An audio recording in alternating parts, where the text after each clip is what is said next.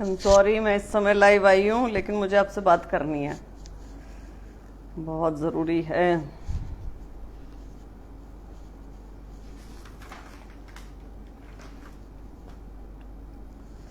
नमस्कार आप सभी को।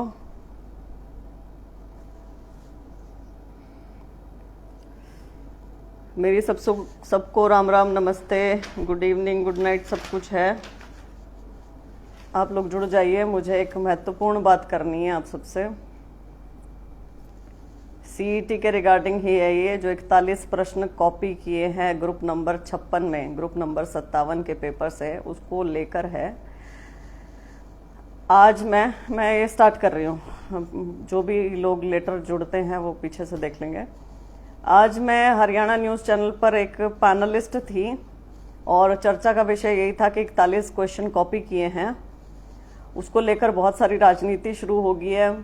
अलग अलग राजनीतिक दलों ने आरोप लगाने शुरू कर दिए हैं भाजपा जजपा के ऊपर। भाजपा और जजपा बच रही है इस चीज़ से, वो इस चीज़ के ऊपर बात नहीं करना चाह रहे हैं। हाँ, कुछ अच्छा हो गया तो हो गया होता तो श्रेय लेने ये फटाफट आ जाते हैं, लेकिन गलत हो गया तो जिम्मेदारी लेने कोई नहीं आ रहा है। ये आज हमने देखा भाई, डिप्टी सीएम साहब के हमने बयान भी सुने कि वो मुख्यमंत्री साहब से बात करेंगे। अरे आप खुद सरकार हो, ठीक है, आप बात करिए इस चीज़ को, इसकी निंदा आप कर रहे हैं, सारी चीज़ें कर रहे हैं। You yourself is government. Anyways, तो आज जो भाजपा के प्रवक्ता का रुख था वो सब हरियाणा के बच्चों को जानना चाहिए, क्योंकि ये रुख जो प्रवक्ता का है वही सरकार का होगा। ठीक, जो उनका रुख था वो ये था कि हरदीप सिंह मोर का पहले जवाब देते हो, फिर बाद बताती हूँ। शुक्र है आप गलत भर्ती के खिलाफ आवाज तो उठा सकते हैं, वरना चौटाला और हुड्डा शासन में रात को लिस्ट बनाकर लगा दी जाती थी और कोई चू भी नहीं कर सकता था। हरदीप भाई, समय के साथ चीजें बदलती हैं, पहली बात आप ये चीज समझे। जैसे जैसे समय बदलता जाता है ना, वैसी चीजें बदलती जाती है। अब कोई भी नई सरकार आएगी ना, तो ऐसा नहीं है कि वो एग्जामिनेशन लेने बंद कर देंगे, एग्जामिनेशन होंगे और fairness over the period of time आती है। ठीक, और हम और अन्य राज्यों से अभी भी पिछड़े हुए हैं, क्योंकि 41 क्वेश्चन यदि रिपीट हो जाते मध्य प्रदेश में या उत्तर प्रदेश में, राजस्थान में, तो सारा बच्चा सड़क के ऊपर होता। और अभी कहाँ पे है? सारे बच्चे सोशल मीडिया के ऊपर है। इसीलिए सोशल मीडिया एक माध्यम है कि मैं आप लोगों से कनेक्ट कर रही हूँ। यदि मैं आज बुलाऊँ ना आपको, आप सड़क पे आ जाओ, आप आ नहीं सकते हो। एनीवेज, चलिए इस चीज़ को छोड़ के बात करते हैं आगे। और हाँ, एक और महत्वपूर्ण बात, इन चीज़ों में मत फंसो। कांग्रेस, बीजेपी, आम आदमी पार्टी, इनलो, जजपा, नहीं, पॉइंट पे रहो। 41 सवाल रिपीट हैं। यदि इसे पार्टियों के बीच में डिवाइड करके लेके ना, तो पार्टियों के बीच में ही रह जाओगे। 41 सवाल तुम्हारे धरे के धरे रह जाएंगे और आगे पेपर बढ़ा देंगे। अब बात करते हैं इनके भाजपा के प्रवक्ता की। उन्होंने कहा 41 क्वेश्चन रिपीट हो गए तो कौन सी बड़ी बात है, क्या दिक्कत हो गई? क्वेश्चन रिपीट होना कहाँ लिख रखा है कि कानूनन अपराध है, नहीं रिपीट कर सकते हैं? ये इनका रुख है। तो आप इससे ये समझें कि ये सरकार बैकफुट नहीं ले रही है, मोस्ट प्रॉब्ली ये रद्द नहीं कर रहे हैं 56 का एग्जामिनेशन, और ये आगे उसी के बेसिस पे रिजल्ट देने की तैयारी में लग रहे हैं। ठीक, इसका क्या अर्थ हुआ कि ये बेशर्म है, ऐसी शर्मनाक स्टेटमेंट दे रहे हैं ये, और ये बैकफुट पे नहीं जा रहे हैं। उनको मैंने काउंटर भी किया, मैंने कहा कि बड़ी शर्मनाक ये तुम्हारी स्टेटमेंट है, ऐसा घटिया तुमने पेपर बनाया, उस घटिया वर्ड पे अटक गए, और घटिया है इनका पेपर। और केवल ये नहीं, एचसीएस का ये उदाहरण देते हैं, एचसीएस वाला भी घटिया था। एचसीएस वाले में 38 क्वेश्चन तुमने रिपीट किए, घटिया पेपर। यहाँ तुमने रिपीट किया, घटिया पेपर। 12th और ग्रेजुएशन का तुमने लेवल सेम कर दिया, घटिया पेपर। ना तुम्हारा कोई स्टैंड है, ना तुम्हारा कोई स्टैंडर्ड है। मैं इस बात पे फर्म हूं और खड़ी हूं ना। और तुम्हारा एग्जामिनर सिलेक्शन भी घटिया, तुम्हारी प्रोसेस भी घटिया, तुम्हारा जो एडमिट कार्ड ना देना, तुम इतने इनएफिशिएंट हो ना, ये सारी घटियापन में आती हैं चीजें, हो तुम घटिया। ठीक, तो मुझे डर नहीं लगता ये सब चीजें बोलने से, और मैंने बिंदास धड़ल्ले से बोली हैं ये सब चीजें। प्रॉब्लम इनको ये है कि कोई इनको ये चीजें बोले ना। घुमाते रहते हैं, झूठ बोलते रहते हैं, क्योंकि डिबेट में समय बहुत ज़्यादा कम होता है तो हम सारी सारी बात तो नहीं कह पाते हैं। लेकिन मैं उनकी मंशा समझ गई, इसलिए ये आप लोगों तक पहुंचाना बहुत ज़रूरी है। बार बार कह रहे थे कोई रैकेट है जो भर्तियां नहीं पूरी होने देता है और फलाना है और ढिमका और पता नहीं क्या क्या है। तो असल बात तो ये है कि अपनी नाकामी का जो ठिकरा है वो बच्चों के सिर फोड़ना चाहते हैं। ये कहना चाहते हैं बच्चों तुम्हारे साथ जो भी नाइंसाफ़ी हो वो तो होती रहेगी, तुम्हें कोर्ट जाने की जरूरत नहीं है क्योंकि कोर्ट तुम हमारी सुनवाई नहीं करेगी, राइट। एनीवेज, तो ये जो 41 क्वेश्चन रिपीट होने का मामला है ये बहुत गंभीर है, छोटी चीज नहीं है। और इसकी खिलाफत करनी बहुत ज्यादा जरूरी है। और ये जो इसको बहुत छोटी सी चीज बना के बोल रहे हैं ना, ये हमें एक्सेप्ट नहीं करना है। ये छोटी चीज नहीं है, कतई भी नहीं है। 41 क्वेश्चन रिपीट होना 24 घंटे के अंदर अंदर, मजाक लगा रहे हो क्या? ये सब ये कर रहे हैं और हमें उठना नहीं है। जहां तक सरकार का रुख लग रहा है ये इसी के बेसिस पे आगे बढ़ने वाले हैं। मोस्ट प्रॉब्ली यही है 99%, क्योंकि जो प्रवक्ता का रुख होता है वही सरकार का रुख होता है। सरकार से अलग तो चलता नहीं है प्रवक्ता। यदि इनके अंदर थोड़ी बहुत भी शर्म बची होती तो सीएम साहब खुद सामने आके पेपर को रद्द कर देते या डिप्टी सीएम कर देते। लेकिन ये जो बचाव कर रहे हैं और इधर उधर की बचकानी सी असंवेदनशील या फिर अनसेटिस्फैक्टरी स्टेटमेंट्स दे रहे हैं, ये बस बरगलाने के लिए और कुछ नहीं है। ये आगे बढ़ाने की कोशिश है। मैम प्लीज़ किसी भी तरीके से करवा दो। भाई मैं क्या करवाऊँ बताओ? क्वालिफाई के लिए जितना जोर लगा सकते हैं तो उतना लगा चुके हैं। क्वालिफाई का मुझे तो लगता नहीं ये किसी भी तरीके से सुधरने वाले हैं। लेकिन ये जो दोनों पेपर है ना, मैं दोनों पेपर की बात करूंगी, 56 और 57, ये ठीक नहीं हुए हैं। मान लीजिए एग्जामिनर इनका 1 है तो भी गलत है, और एग्जामिनर इनके 2 हैं 4 हैं तो भी गलत है। 41 क्वेश्चन रिपीट हो ही नहीं सकते until and unless source same ना हो। मान लो जो एक किताब दी हो इनको 100 200 500 क्वेश्चन की, इसी में से क्वेश्चन बनाने हैं, 500 क्वेश्चन में भी 41 क्वेश्चन रिपीट नहीं हो सकते हैं। आप मेरी बात मान के चलो। कौन सी एजेंसी को तुम पेपर देते हो, कौन सी एजेंसी को तुम ठेका देते हो, टेंडर देते हो ये पेपर बनाने का, पेपर चेक करने का? उस एजेंसी का हमें कुछ पता है? वो एजेंसी कौन से कितने एग्जामिनर अलग से लगाती है? कितना पैसा होने जाता है? स्टेट एक्सचेकर का कितना पैसा खर्च हो रहा है? कितना टैक्स पेयर मनी जा रहा है? हमें क्या पता? हम आपको एक एप्लीकेशन फॉर्म की फीस भर के देते हैं। ये किस लिए देते हैं? ताकि आप हमें एक ढंग का पेपर दें जिसमें हम अपनी योग्यता साबित कर सकें और सिलेक्शन पा सकें।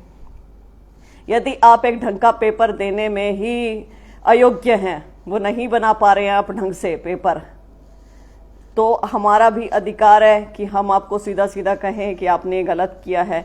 और यदि हम सीधा सीधा कहने जाते हैं तो आरोप क्या लगता है कि ये तो एक रैकेट है जो एग्जामिनेशन पूरा नहीं होने देना चाहता है। ये उस प्रवक्ता के आरोप थे कि ये एक रैकेट है जो एग्जामिनेशन पूरा नहीं होने देना चाहता है। उस प्रवक्ता से कोई पूछे जाके कि आप ढंग का पेपर बना देते, क्यों किसी और को मौका देते हो आपकी खिलाफत करने का, कोर्ट में जाने का? असल बात तो ये कि सरकार खुद मौके दे रही है कोर्ट में जाने के, खुद जानबूझ के त्रुटियां करते हैं, त्रुटियां छोड़ते हैं, बहुत सारी चीजें गलत करते हैं। गलत के खिलाफ ही बच्चा जाएगा ना कोर्ट में। बच्चे को ज्यादा मजा आ रहा है कोर्ट की फीस भर भर के बार बार कोर्ट में जाके खड़े होने में? बेरोजगार बच्चे को मजा आ रहा है। तो ये जो घटिया चीजें कर रहे हैं वो बिल्कुल गलत हैं। विकास भाई ने बिल्कुल सही लिखी, मैम इनकी नीयत नहीं है। इनकी नीयत में खोट है, इनकी नीयत ही नहीं है। इनकी इच्छा शक्ति 0 है, इनका सिस्टम 0 है। ये घटिया पेपर बनाते हैं। मैं तो 10 बार 100 बार 50 बार 1000 बार और बुलवा लो मेरे से, मैं तो वही बोलूंगी, घटिया पेपर। आपकी हर एक चीज इनएफिशिएंट है। ना पेपर बनाने का पता, ना रिजल्ट देने का पता, ना आंसर की ढंग से देते हैं, ना रिवाइज आंसर की ढंग से आती है, ना रिवाइज्ड रिजल्ट ढंग से आता है, ना री रिवाइज्ड रिजल्ट आता है। एडमिट कार्ड तक आपसे इशू नहीं होते हैं। सोशियो इकोनॉमिक के फेक अंक दुनिया लिए बैठी है, ना डॉक्यूमेंट वेरिफिकेशन ढंग से कर सकते हैं। देने वालों को देते नहीं, लेने वालों को लेते नहीं, ऐसे काम करके रखे हैं। किसी का कुछ पता नहीं। कट ऑफ आपकी 24 घंटों में बदलती है, पल पल आपकी कट ऑफ बदल रही है। पीएमटी की आपकी इतनी बार बदल दी, जहां नो एलिजिबल कैंडिडेट फाउंड था वहां अचानक से कैंडिडेट मिल जाते हैं, जहां 0 वैकेंसी थी वहां पे अचानक से वैकेंसीज क्रिएट हो जाती हैं। पेपर लिखने से 12-15 घंटे पहले अडेंडम डाल के नए नए रोल नंबर पास कर देते हैं, जिनका हमें नहीं पता कि कैसे ये नए बच्चे पास हो गए, कैसे कहाँ से आ गए। जो बच्चे 70+ नंबर लिए बैठे हैं वो बाहर बैठ के बेचारे रो रहे हैं कि हमारे 70+ है जी, 65+ है जी, हमें लेने नहीं दिया। 1100 बच्चों का वो वीडियो जारी हो रखा था जहां वो बोल रहे थे। फिर उनके लिए चेयरमैन साहब क्या बोलते हैं, बच्चों की गलती है। अरे शर्म कर लो कुछ। ठीक है, किसी ने गलत वो भर दिया होगा। जब आपने सारी दुनिया को मौका दिया तो 70+ वालों को मौका दे देते। उनका रिजल्ट भी तो किसी ना किसी तरीके से निकला होगा। यदि उन्होंने फॉर्म भरा है तो रिजल्ट भी आपने निकाला ही है, तो रिजल्ट निकाला तो आगे मौका क्यों नहीं दिया। बहुत सारी चीजें हैं, बहुत सारी चीजें जो ये सुनना नहीं चाहते। और डिबेट्स में जाना सीरियसली मुझे पसंद नहीं है। बहुत सारी डिबेट्स ना मैं डिस्कार्ड कर देती हूँ। क्यों?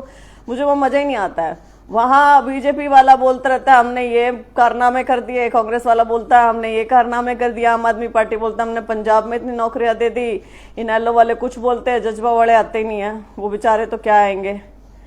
तो यहाँ इनके बीच में क्या है कि जो असल इशू होता है ना उसके ऊपर बात ही नहीं होती है। हमने 10 साल में ये कर दिया, तुमने 10 साल में क्या करा, इसी चीजों के ऊपर चलता रहता है। इसी चीजों के ऊपर सब कुछ खत्म हो जाता है। तो अंत में क्या बचता है कि बच्चों को अपनी लड़ाई खुद ही लड़नी पड़ेगी, या फिर कोई ऐसा नेता रातों रात पैदा हो जाए, कहीं खड़ा हो जाए कि इनको कहे कि आईना देखो, सड़क पे उतरो और बच्चों को देखो जाके तुमने उनकी जिंदगियां क्या नरक बना दी हैं। जाके उतर के देखो अपनी पीठ थपथपाने वालों, ये देखो कि 4 साल पहले तुम इनको क्या वादा करके आए थे। बोलते हो कि हमने 1 लाख से ऊपर नौकरियां दे दी, तो हरियाणा बेरोजगारी में नंबर 1 कैसे है? 1 लाख से ऊपर दे दी तो हर एक घर से बच्चा विदेश जाने की तैयारी क्यों कर रहा है अगर यहां पे नौकरियां है तो? हर एक बच्चा आज खून के आंसू क्यों रो रहा है अगर तुम इतने ही भले हो तो? अब वालों को कहो तो मिर्ची लग जाती है अंधभक्तों के कि अब भाई पिछले वाले क्या करते थे, वो तो ऐसे पर्चियां बनाते थे। अरे जो कुछ भी करते हूं, अब तो अब वाले बैठे हुए हैं, अब वालों को ना कहें क्या? पिछले वालों का क्यों उठाते हो टॉपिक? और पिछले वाले अगर आते भी हैं, मान लो भाजपा चल जाती है, कांग्रेस आ जाती है, या जजपा तो आएगी नहीं, कांग्रेस आ जाती है या इनेलो आ जाती है या आम आदमी पार्टी आ जाती है, तो क्या वो पेपर लेने बंद कर देंगे? बिल्कुल भी नहीं, पेपर लेने पड़ेंगे उन्हें। फेयरनेस से सिलेक्शन करना पड़ेगा।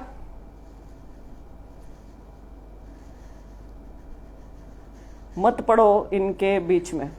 मेन है 41 क्वेश्चन रिपीट हुए हैं और ये उस चीज से पल्ला झाड़ने की कोशिश में है, बता रही हूं मैं। ये उसका रिजल्ट निकालने की कोशिश में है। ये कह रहे हैं कि ये कोई बड़ी बात है ही नहीं। ठीक।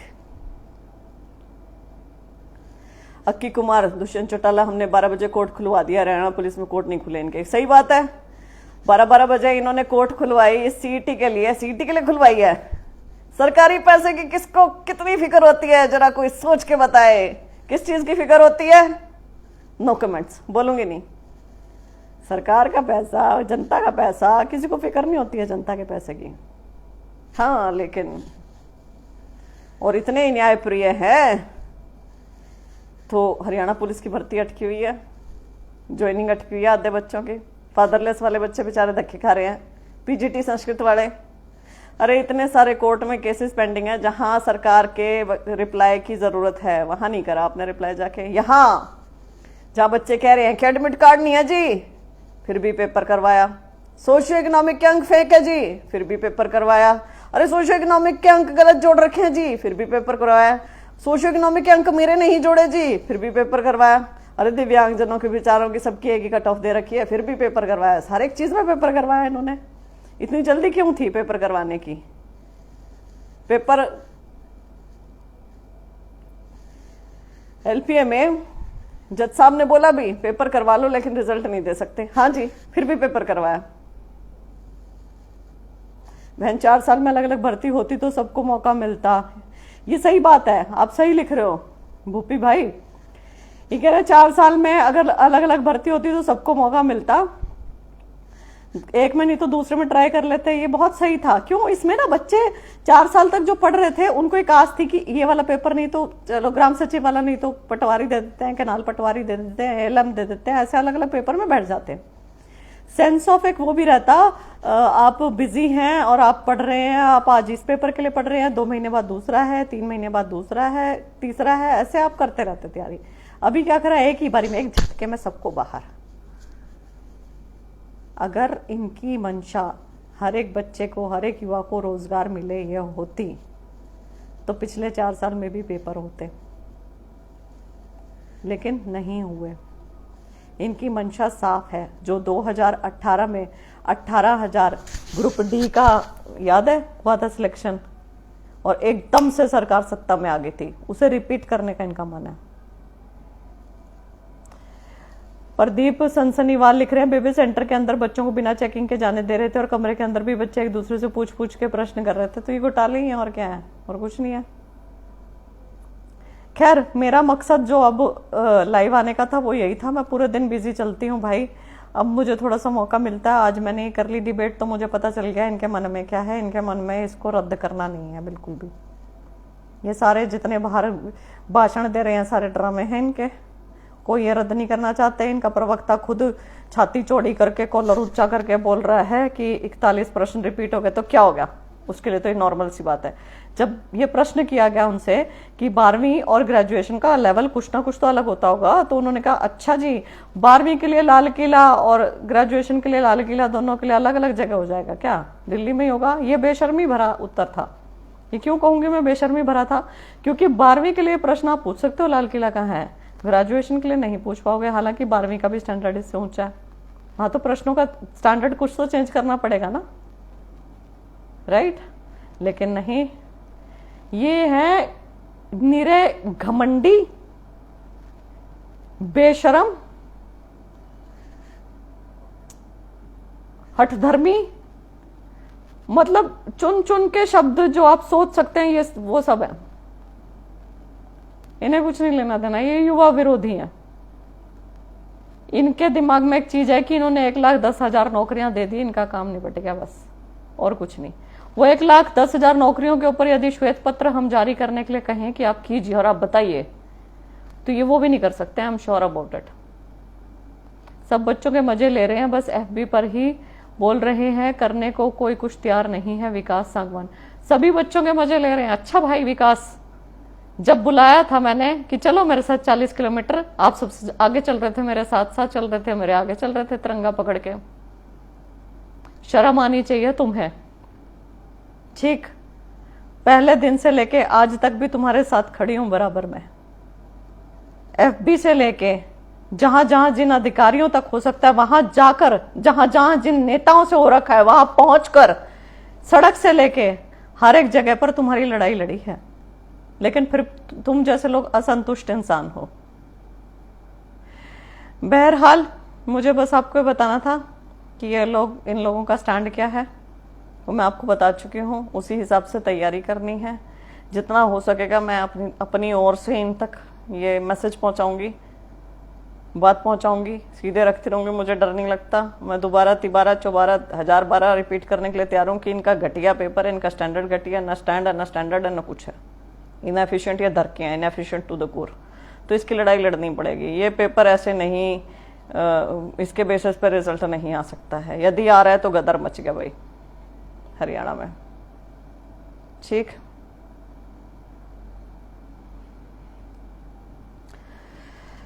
मैडम जी रिवाइज आंसर की के बाद रिवाइज स्कोर नहीं बदला एचएसएससी ने, तरुण नयन। मैं जानती हूँ इस चीज को, और ये चीज उठाई भी, और इनफैक्ट मैंने उठवाई भी थी। अभी पीछे सी प्रेस कॉन्फ्रेंस हुई थी उसके अंदर भी। विकास सांगवान मैम, हमने भी जोर लगाया, शायद देखा नहीं होगा। तो मैंने आपके जोर के लिए गलत तो नहीं बोला कुछ भी। आप तो मेरे लिए नेगेटिव लिख रहे हैं। जब मैंने आपको एक भी दिन ये नहीं कहा कि फला फला बच्चे ने मेरे से ये वादा किया और वो पहुंचा नहीं, तो आप कैसे मेरे ऊपर उंगली उठा सकते हैं। MS तंवर प्लीज लाइव आ जाया करो, आपके कारण ही उम्मीद है। सिर्फ मेरे कारण भी नहीं, वैसे तो थैंक यू वेरी मच ये चीज लिखने के लिए मेरे भाई। अंदर से उम्मीद पैदा करो, संघर्ष है ये आप इस पीढ़ी को मिल गया है संघर्ष। ये आपको गिफ्ट में मिल गया या आपके हिस्से लिख रखा था या कुछ भी है, तो ये आ गया ना, इस लड़ना है इसमें, ठीक। परमात्मा ने अगर लिख रखा होगा कुछ भी भाग्य में, प्रकृति ने यदि लिख रखा है कोई छीन नहीं सकता, नहीं लिख रखा तो कोई दे नहीं सकता। हाँ, लेकिन एक चीज अपनी मुट्ठी में होती है, वो क्या होती है, संघर्ष। वो हम कर सकते हैं और वो करना छोड़ना नहीं। स्टैंडर्ड 0 है। मंकू लठवाल, हाँ मंकू भाई बिल्कुल सही कह रहे हो, और ठीक हो। हाँ, संदीप सेन दीदी आगे बढ़ो, हम आपके साथ हैं। बहुत सारे मैसेजेस हो गए। चेयरमैन इस्तीफा दे सबसे पहले, बिल्कुल ये होना चाहिए। Iron lady, thank you very much brother. बहन जी आपको एक और बात बताते हैं, आपको जो अध्यापक कहता है अपने आप को, पता नहीं कहाँ चला गया, वो कह रहे हैं हम रविंद्र ढुल को एडवोकेट नहीं करेंगे, कांग्रेस से मतलब है। परवीन टाक कह रहा है कि कोर्ट में हम रिक्वेस्ट करेंगे, कोर्ट में लड़ाई दी जाए, हमें कोई सलाह दीजिए बहन जी। ये ना आपका खुद का प्रेरोगेटिव है, आपके पर्सनल वो है, आपको जिसको एडवोकेट करना है उसको करो, जहां आपकी बात बनती है ठीक वहां से लड़ाई लड़ो। इसके लिए कोई मैं आपको सलाह नहीं दे सकती हूँ, आई एम सॉरी। मैं बस आपकी बात सरकार तक पहुंचा सकती हूँ, सरकार से जरूर लड़ सकती हूँ मैं, और वो मैं लड़ने लग रही हूँ अपने लेवल पे। चिड़े पड़े हैं मेरे से, ये भी मैं बता दूं।